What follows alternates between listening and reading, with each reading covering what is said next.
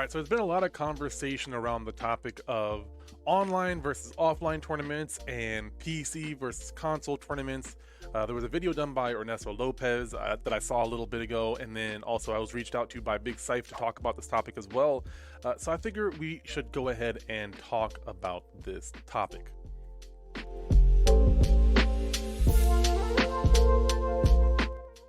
What's going on, guys? Philosopher here, and welcome back to FGC Philosophy. This is where we talk about a bunch of different topics related to the FGC. Hopefully they help us level up inside and outside the virtual arena, and sometimes they're just for entertainment. But yeah, let's just dig into this topic, shall we? First off, let's talk about offline versus online. And I want to share a tweet from Punk. He's a very well-known Street Fighter V player, but also has been playing Strive and doing fairly well. I haven't checked on him in the last month or so with tournament performance, but he's been doing pretty good. So I want to share this tweet with you guys real quick. I can't beat anyone in anything today. Just feels like my motivation dies every tournament I go to since online. Whoa, hold on, this guy's English is a little rough. All right, it just feels like my motivation dies every tournament I go to since online been a thing. I can't get my motivation back for playing offline. I just don't really seem in it when I'm playing it. No, it's not just it. What? It's just not fun anymore is what I think he's trying to say. I think that's what he's trying to say, is it's just not fun anymore. So I feel like that conversation sort of sparked off a lot of debate as well. Like a lot of conversations sparked around that. I tried to avoid social media, especially Facebook, but on Twitter, I kind of look surface level. So a lot of times it's mainly what I'm hearing from people around me and how they're talking about the topic. I watch a lot of button checks, so that also keeps me pretty informed into the climate of the FGC, at least from his perspective, right? But then Punk goes on to say, LOL, I got one more tournament, then I'm done traveling for a long time. I lose and I know why I'm losing, but have zero motivation to fix it. I'll just keep doing the same thing over and over until I lose because it's no fun in playing anymore. I feel like there's a lot to break down in that because people could be reading into it one way or another. Like, this just could be Punk's personal journey where maybe he's moving on to other things, he's done the fighting game thing and maybe now he's bored of it. It could be just offline tournaments specifically just aren't as enjoyable because it's way more inconvenient. Like, you really have to weigh the pros and the cons, right? You have to travel, you have to pack your stuff, it's more stressful because of COVID and all the restrictions and people that are acting crazy right now versus playing online where Guilty Gear Strive specifically, it has really good netcode, it has some minor inconveniences here and there, but compared to traveling during a pandemic, and then also you have to add in the fact that Punk just might be burnt out playing fighting games. He might not like those specific fighting games anymore, maybe because he's playing Strive and that has somewhat affected him, or maybe there's so many fighting games coming out that he's not so much interested in competing, or it could be that the revenue that he's generating just from making content is way more desirable right now. You know, people mature, people change. I know that my perception of competing in fighting games has changed and evolved over the years, from having no interest in it to being very, very interested in it to the point to where it's the only thing I think about, to where I'm finding a balance, to where I want to still compete and improve, but I just enjoy the process of playing the game, playing it with friends, playing long sets. I currently like long sets way more than I like playing in tournament. I enjoy the adrenaline rush of playing in tournament, but it's just not as desirable as just improving at the game. For Punk, and this is a lot of speculation, right? But I just want to take the different things that I've experienced and I've seen other people experience and talk about that. Not so much assume that this is what Punk is going through, but using it as a sounding board to talk about different perspectives that people could be having. Because one of the things that really bothers me is I think a lot of people put too much stock in what a pro says about something. It's the same thing with celebrities. I don't fully understand it. I've never had the mentality of just following what someone else says because they're more popular than you are or more successful than you are. Unless it's specifically advice towards how to get better at what it is that I want, I don't really care about their opinion too much. That's just how my brain has always worked. And it still works that way. And it's doing fine for me. So, I mean, to each their own. But in saying that, I think it's important to kind of break down those possibilities. So we've already talked about a few. Also, I'm sorry, my nose is a little bit stuffed right now, so I'm sorry if I sound a little nasally. I'm trying to edit out all the sniffles and such, but let's move on, shall we? But yeah, this could be a level of maturity for Punk. Before, Punk was a type of personality that seemed to relish in beating other people and making them look stupid in the process. Not just in the game, but as a person, as a human being, as attacking them. I haven't seen that personality type change, so I'm hesitant to say that it's necessarily he's maturing in how he feels about playing the game and his relationship with the game. But it's possible. It could be, hey, I just enjoy fighting games so much, I just want to play them and share the experience with people on stream. It could be I've enjoyed streaming or making content more, or the motivation of the income that I'm making that's way more steady. Because when you compete, you only make money when you win or you place, right? You get to the top, whatever it is, the top cut to get paid. That's normally the only time you get paid. If you're sponsored, usually they're paying your travel expenses and registration fees, but they're not always paying a salary to you. I don't know about Panda Global and Punk and Justin Wong, but in what I've seen, usually that's not always the case. But he's he's one of the best Street Fighter players in the world, let alone America, top 2 in America. So it's very likely that he's getting a salary from that, but Panda Global also does a lot of content and he's sponsoring them, so they could be paying them specifically for content and ad revenue, something along those lines, and that may also be more consistent than just going and competing. So those could all add to the reason why he specifically has no desire to really compete anymore. He's been the best, he's beaten the best, he's been around for a long time, and now he's, I don't think that he's really that rich from his tournament winnings. Maybe he is, I don't know for sure, or how he spends his money or invests it. But at the same time, that money will go away eventually if you're spending it on stuff. So if you're not investing it or bringing in new revenue, i.e. content and sponsorships, that's a scary place to be in. Even if you are the top player in the world, someone else can come and beat you and knock you off your pedestal, and now you're not making as much money as you used to. So as he's getting older, his desire for steady income may be more important than just being the best in Street Fighter. That's speculation, but that's how people evolve over time, is they have different experiences, they have different priorities.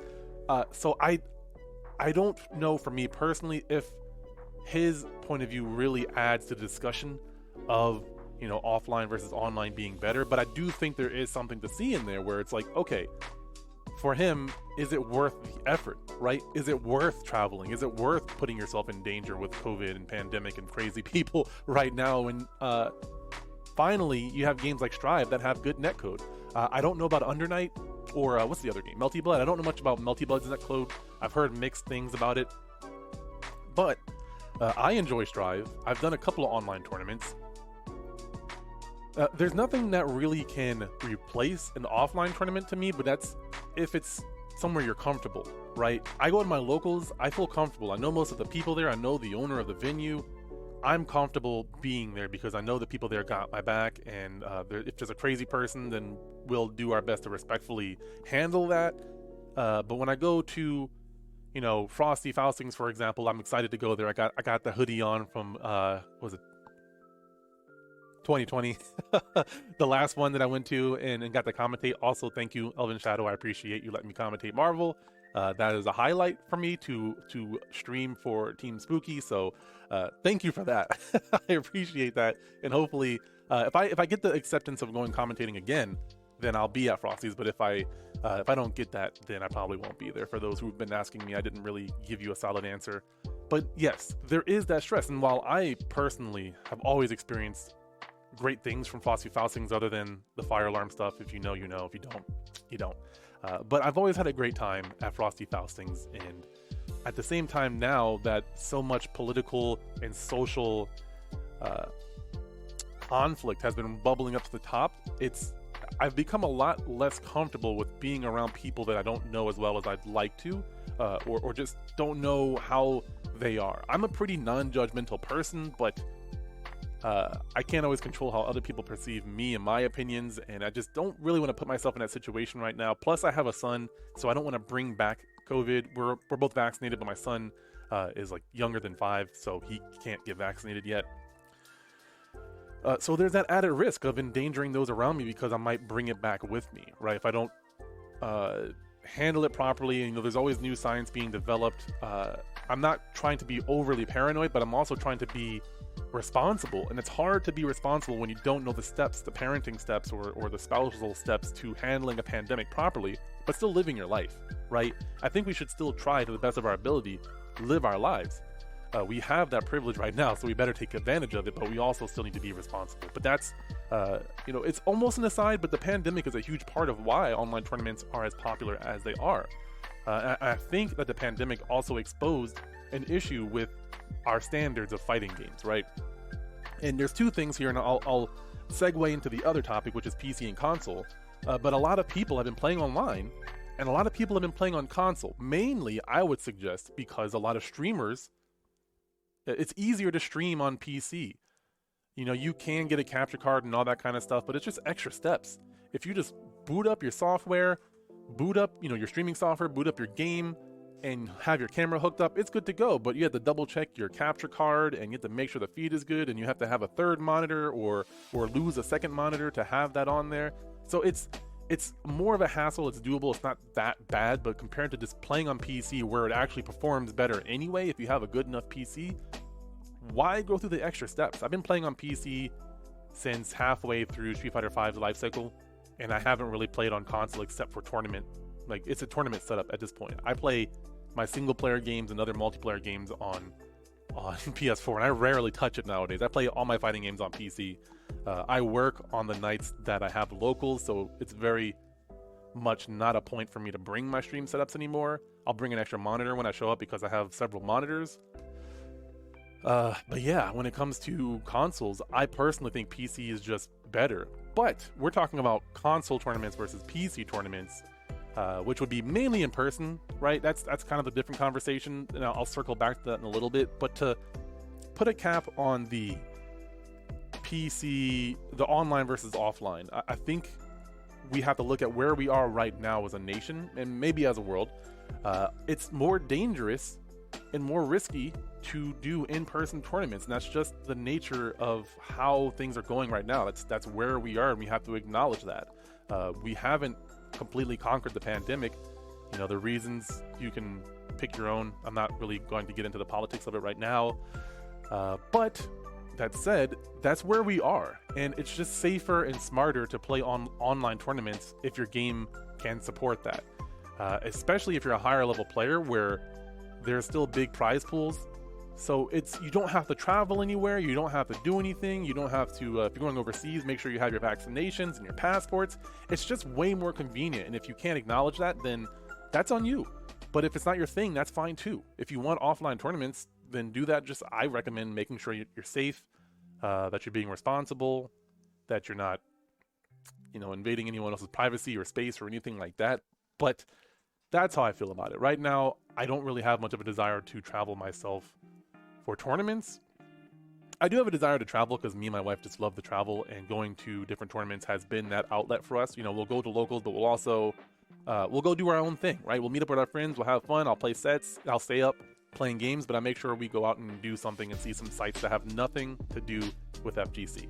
So yeah, I personally think offline tournaments are great when done properly. It's just harder to do that right now, and online tournaments are getting more and more convenient, so why not keep doing that? That's my thoughts. But to move on to console and PC, I already gave away how I feel about it. I would say consoles are more convenient for local tournaments, but PC has been proven to perform better. Street Fighter V, I know it had less input delay. I felt like the connections were fine on PC. The loading times are faster on PC. For example, there's a lot of loading times on Street Fighter V. But when you're playing a cross-platform match with a PS4 player, on average, I don't know about the Pro, I don't know if this differs from 4 to 5 either, but when we get back to the lobby and I'm able to press start, that's a whole 6 seconds faster than a console player, a PS4 player specifically. It'll be 4 seconds left on the clock by the time they're fully loaded and able to actually press start. So it just saves a lot of time for people who are competitive, but also care about their competitive efficiency. They want to get in as many sets as possible. They want to reduce the amount of time that they're not playing as possible, because that's wasted time. So every 6 seconds in a first to 10, or like, you know, when you're switching sets and you're in a lobby with multiple people, that's a lot of wasted time for no reason. Whereas Guilty Gear Strive, it's pretty fast. Everything loads pretty fast other than connecting to the network, which there's a mod called Totsugeki that reduces that, which doesn't seem to have any issue from the publishers as far as I'm aware. Modding is pretty easy in Guilty Gear Strive right now, so that's really nice. But you also have to get into the conversation of offline tournaments when it comes to console and PC. Now, my console is set up pretty easily. And the first topic I want to talk about is I can't think of the word. What am I trying to say? The setup and the technical difficulties I'll put into one group here, because when it comes to PC games, you can have a lot of technical difficulties if you're not prepared for it. Because when you're hooking up different controllers, and then depending on how you do your audio as well, there's a lot more setup involved per console, and it's sometimes very, very frustrating and time consuming to do that. I remember one time at a different venue where someone wanted to host a fighting game tournament, Dragon Ball FighterZ tournament, and they wanted to do it on PC. And I was like, look, you're gonna have issues. Please don't do it on PC. Console is the tournament standard for a reason. You gotta do it on console, PS4. Like, you have plenty of consoles. Please do that. And they didn't take my advice. And when the tournament happened, hooking up controllers was a nightmare. And the best way to deal with that is put it in big picture mode. But also, if you don't have a good enough PC, people argue that the performance gets diminished because you're running big picture mode, which takes a lot of resources. I don't know if that's true. That's just what I've heard. I'm not the biggest tech guy when it comes to the numbers and specs. That just kind of goes out my head a little bit. But anyways, yeah, so you have the chance or the risk of bigger and worse technical difficulties, where a console is pretty simple science. You hook up your controller, or you sync it up if it's a wireless controller, and you play the game. And then if you're a wireless controller, you desync your controller, right? Although console, that's an issue, I think, exclusive to console. I don't think PC has that issue of like desyncing your controllers. I'm not positive on that, because I almost never use wireless controllers on PC. I just never really thought to do that. But anyways, yeah, so needless to say, I think you have the higher risk of bigger technical difficulties. But then you also get into the risk of higher preparation. So I'll look at this from 2 point of views, right? I'm a tournament organizer, but I also compete. So I'm going to look at it as the TO's point of view. From the TO's point of view, that's more expensive, because you either have to have less setups or pay way more money for multiple setups. You know, a console is like, what, $400 to $500? Then a monitor is like $200. But if you get a PC and you want to run it with, you know, full settings and everything, that's a good chunk of change, depending on if you want to buy it or build it yourself. You know, $500 to $1,500 for a good PC that can run most fighting games. And then you also have the monitor, stuff like that. More setup, you know, the sound, but it has better potential, has better production quality potential, in my opinion, because PC just always looks better. Fighting games, I don't think they go through that much trouble to make it look better, but it's just, you have more control when it comes to PC games, but it's also way more expensive, so you have to think about that. And then you also have to think about the entrance fee, because if it costs more to run a tournament, then that's going to be taken out of the entrance fee, whether it be the venue fee or how much it costs to get into an individual tournament, and if people are willing to do that. Because I think fighting game tournaments have been relatively cheap. I don't know how much it is to do like a Halo tournament or a Call of Duty tournament in person, or like League of Legends. I don't know if they even like have any. You can't do a paid tournament for League of Legends unless it's a Riot tournament. So that's kind of irrelevant. That's another topic. But yeah, I would say if I had to do PC tournaments then, and I had to like make a profit or at least break even, I'm gonna increase the premium, the entrance fee, so that I can at least break even or maybe make a little bit of a profit. That's just the way it works. You spend more money for an event, you need to make that money back. So for people who get mad at higher premiums, you know, it's like there's money that is being spent to make these tournaments. When I hear people like complain about the entrance fee to tournaments, I'm like, do you understand what it takes to run one? But that's a tangent.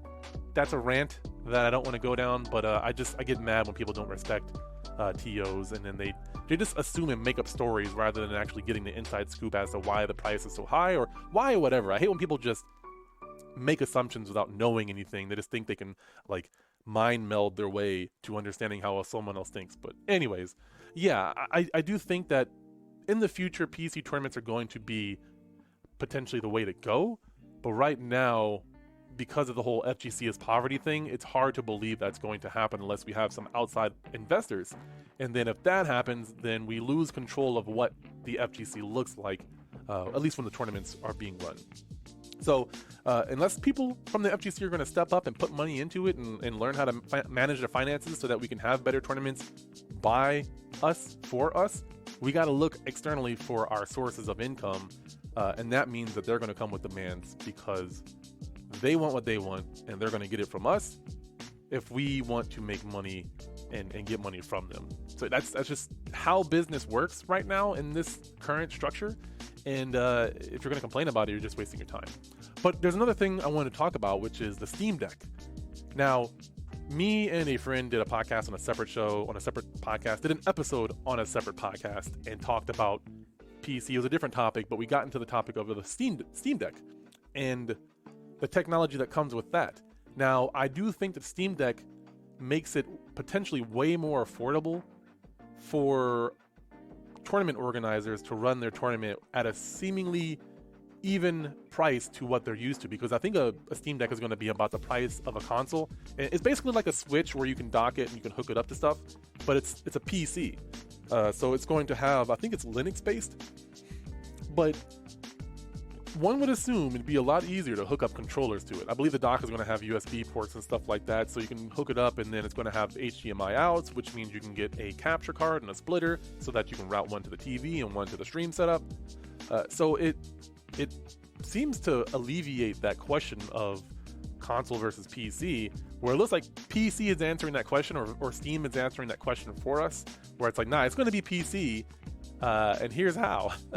And I think that's interesting. I won't say it's good per se, but I think that's interesting. I'm excited for it. I don't have an Xbox.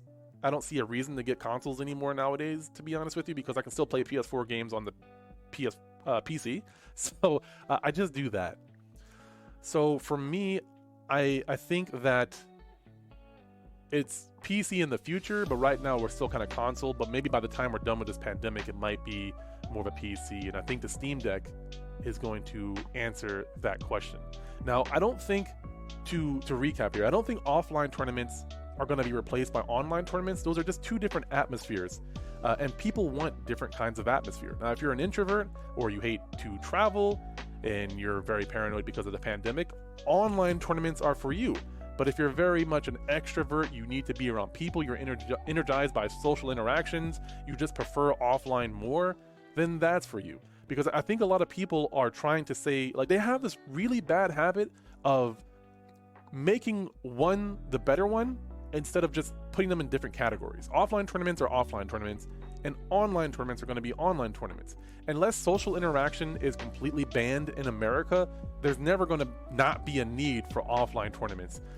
Whereas also, if the pandemic continues to be an issue, offline tournaments or online tournaments are going to continue to have more and more value, especially for those who thrive in those kinds of environments where some people don't like playing in front of a crowd, but they might be one of the best players in the world potentially, but the anxiety of playing in person just cripples them.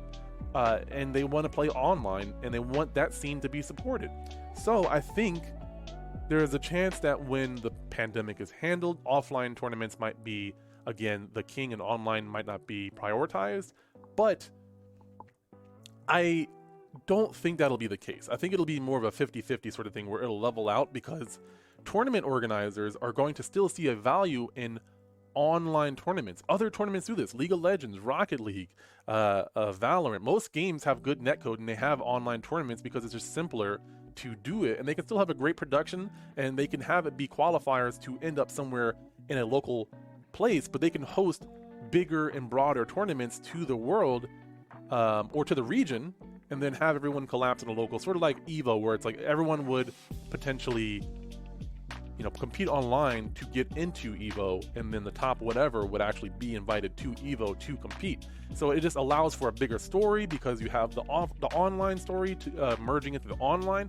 That's personally one of my more favorites, because you can maintain the esportsification of having online tournaments that lead to a big high scale production offline tournament, but you still have the grassroots. You still have your Richard Thyers, aka the Hado. You still have your Sabins and Team Spookies doing local tournaments and bigger majors. You still have that kind of stuff because grassroots is grassroots and esports is esports. And there's no reason those two have to clash. I like both of them. I love Street Fighter League, but I also love going to my locals.